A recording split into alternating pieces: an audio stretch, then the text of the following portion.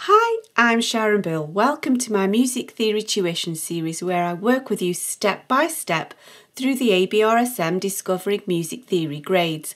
I'll work through every single exercise and explain everything you need to know. You can access information about the books I have available to help you on my website. Go to sharonbill.com. For advert-free and longer lessons, you can become a patron at patreon.com/SharonBill. If you can give me a like, that would be super, and please do subscribe to my channel to stay updated. You can support this channel by buying me a coffee at buymeacoffee.com/SharonBill.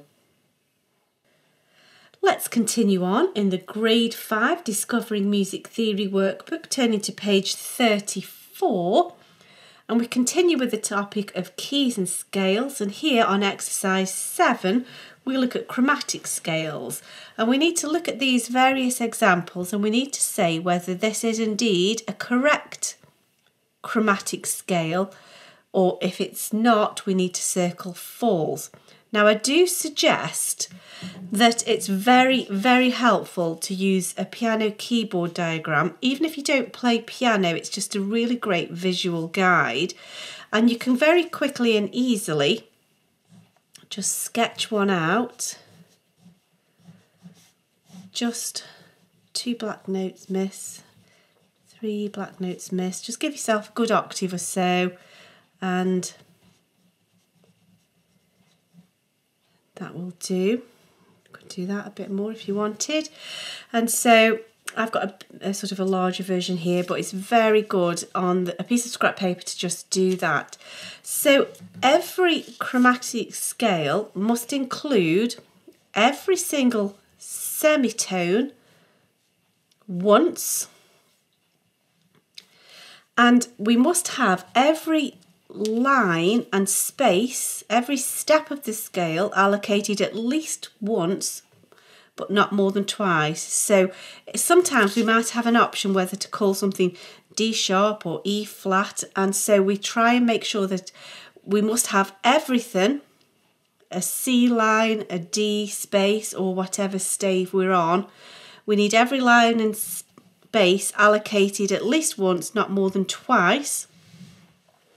And if possible, what we aim is for the first note and the 4th degree of the scale and the 5th to be in line with this given note here. So the 1, 4 and 5 are appropriate to this given starting note.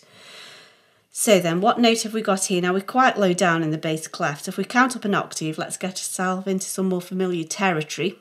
1, 2, 3, 4, 5, 6, 7, 8, 6 to here. We're at note A, ending on A, and we need every step in between. So then, let's see if this is correct. So we have a note A, then we have a B flat. Now then, this looks like this is a B and it's correct, but it's not, because remember that flat is still active. We need to cancel that, so this is wrong. So straight away we can say that's false, because we don't want B flat and then B flat again. We need to cancel the flat sign with a natural. However, let's continue. So there's the C, D flat. It could have been called C sharp, but they've chosen to call it D flat. Then we have D natural, that's correct. E flat, E natural, that's correct. Now then we've got F flat, which is actually the same enharmonically as E natural. So we've got E natural and then F flat, which is the same note again. So in actual fact, that step has been doubled and just written in a different way. So in actual fact, just note F is missing, isn't it? Because then we'd need that, then it would be G flat, G natural, A flat, A. So it's wrong on 2 counts, isn't it there? So that's false. Let's look at this next one here. Now I'm not very comfortable with the tenor clef, so I'm just going to sketch out what notes are going on here. So we've got C, B, A, G. That's a G, that's an A sharp, that's a Sorry, that's a G sharp. Getting carried away. That's a G sharp. C, B, A, G sharp. Then we have A sharp, B. That's note C, there's middle C, C sharp, D, D sharp, C, D, E, that's correct, F, F sharp, G. So we've begun and ended on G, so at least we've got the octave, that's right to start with. Let's see.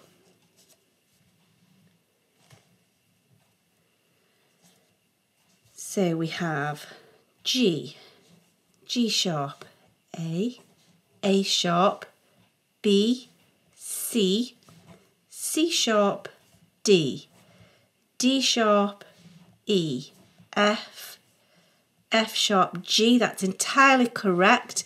We have every semitone represented.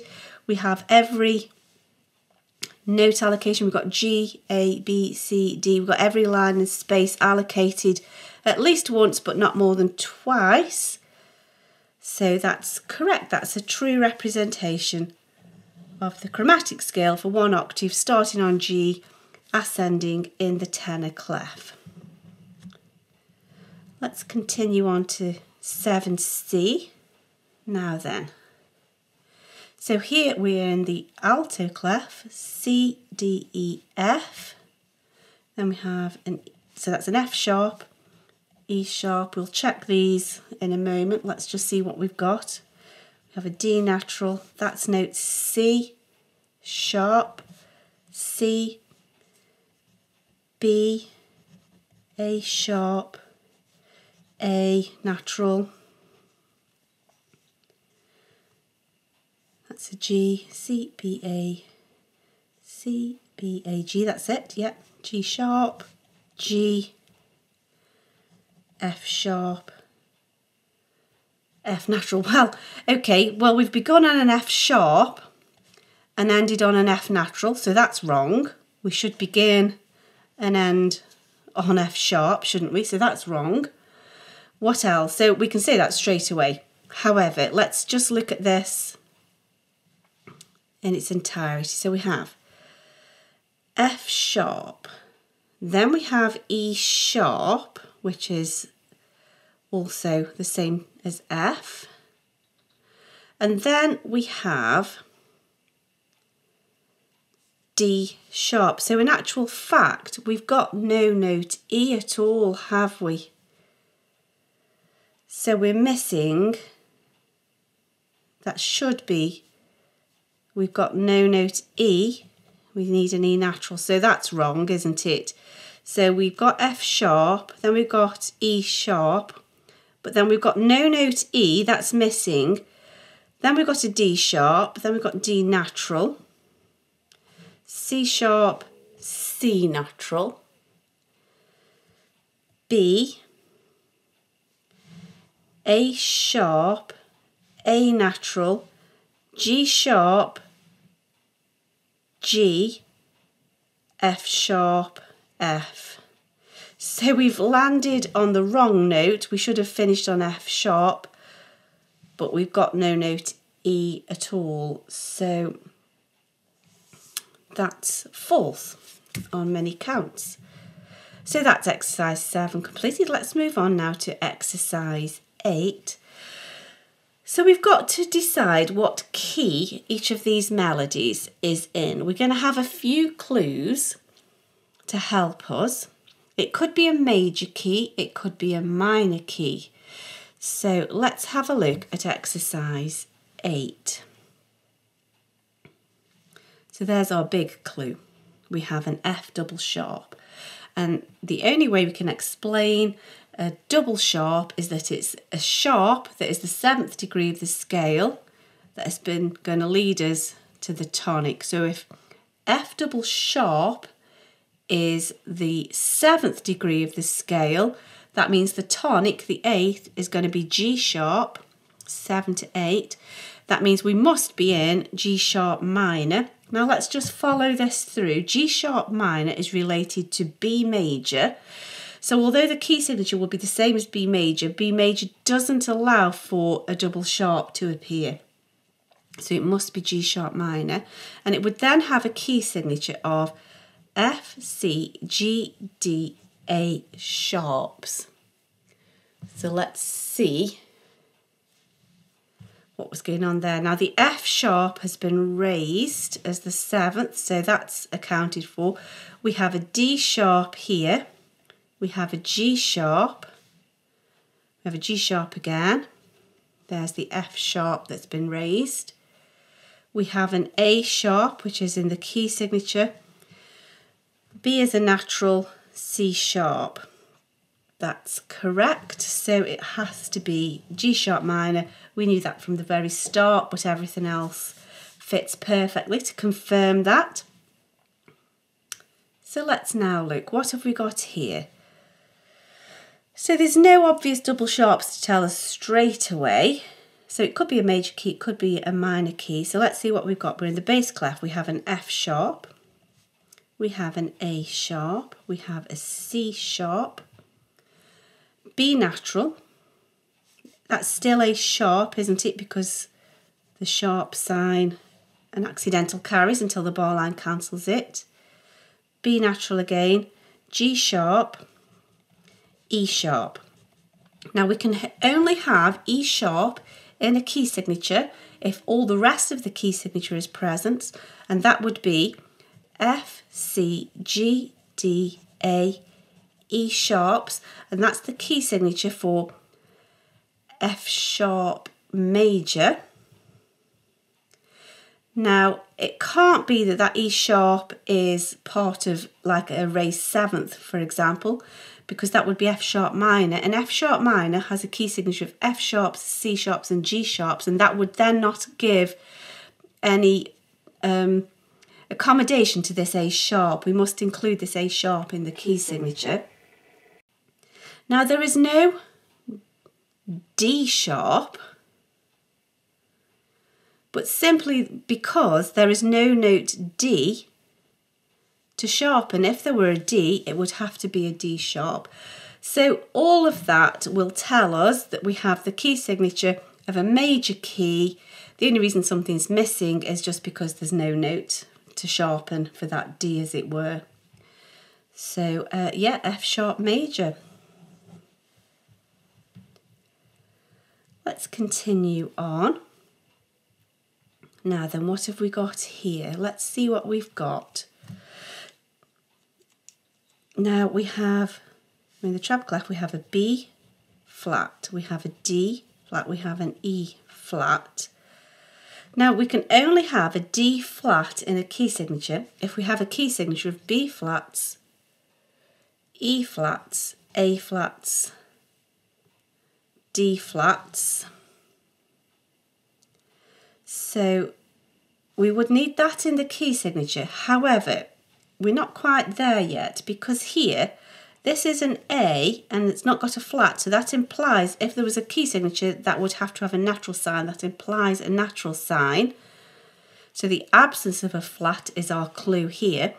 And if A flat being raised to a natural, that's our 7th degree of the scale, taking us to the tonic, the 8th, which is B flat, which means we're in B flat minor. Now B flat minor is related to D flat major, and it must have a key signature of B flats, E flats, A flats, D flats and G flats. So the only reason there is no G flat is simply because there is no G to have a flat next to it. If there was a note G, then that would have to be a flat. But the absence of a flat here tells us it's a natural, and that must be our raised 7th, telling us that we're in the minor key, which is B flat minor. And finally, let's look at this last one. So we're back into the bass clef. What have we got here? So we have an E flat, a B flat. Now we have a normal I'm in the bass clef. We have a normal note C and we have a normal D, no flats, which we will come to in a moment. We have an E flat again. Now what do we have here? We have a D flat now. So we've got a D natural here, a D flat here. We have a C natural here. We have a C flat here. And we have a B flat, an A flat and a G flat. Now we've got a C flat here. And the only way we can have a C flat in a key signature is if we have a key signature of B, E, A, D, G, C flat, which is the key signature for G flat major or E flat minor. And so that if we know that E flat minor would share this key signature, however, in E flat minor, E, F, G, A, B, C is the 6th, D is the 7th that are raised. That could be the raised 6th and 7th of the melodic minor scale. And then here we have the whole key signature present, where we come down in the key signature of the descending melodic minor form. And so that raised 6th, raised 7th tells us that we are in E flat minor. We're not in the related major key, which isn't an option anyway. And then that's the only way of explaining the lack of flats here, which implies natural signs. If there was a key signature here, we would have to have natural signs to cancel that key signature, and that would therefore make that more obvious. But nevertheless, the fact that those flats are missing tell us that's the 6th and the 7th degree of the scale. And then we have the descending version. So that is that nicely completed. We've completed exercise 8, we've completed the page, and we have completed the chapter. I hope this is helpful to your studies. Please do like and subscribe to stay updated. If you'd like to support this channel, you can buy me a coffee, and for advert-free lessons, you can become a patron. Do visit my website where you'll find many resources available to help you. Visit sharonbill.com. Thanks for watching. Bye.